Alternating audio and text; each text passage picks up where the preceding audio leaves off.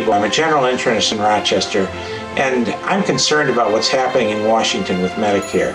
There are forces in Washington who hope to destroy the Medicare program by changing the laws in a way that would hurt the people who are currently on Medicare and make it impossible for people 55 and under today to get the kind of Medicare their parents have gotten.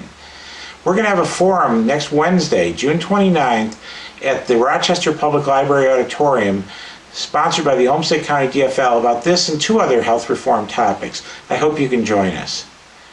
Paul Ryan's plan is the most radical plan we've seen about Medicare in the last 45 years. It would destroy Medicare as we know it for people under 55 today, and would change Medicare in ways that would make it very unattractive for people who are still eligible for the traditional program.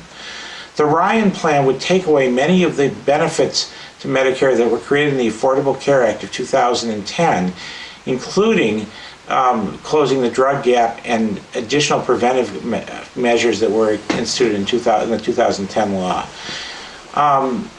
Also, because people under 55 now would not be entering the traditional Medicare program starting in 2022, the program would become less and less attractive for doctors and hospitals, and doctors and hospitals would turn away Medicare patients in ways they've not been turning them away now.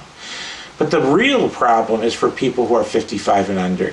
They would not get the program Medicare is today, which is a program that covers healthcare costs, whether they're in the hospital, whether in the doctor's office, in the x-ray suite, in the laboratory, or for medications.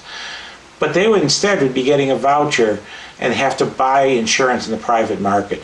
There is no private market now, and there wasn't a successful private market in 1965 before Medicare was created. It's one of the reasons Medicare was started that way.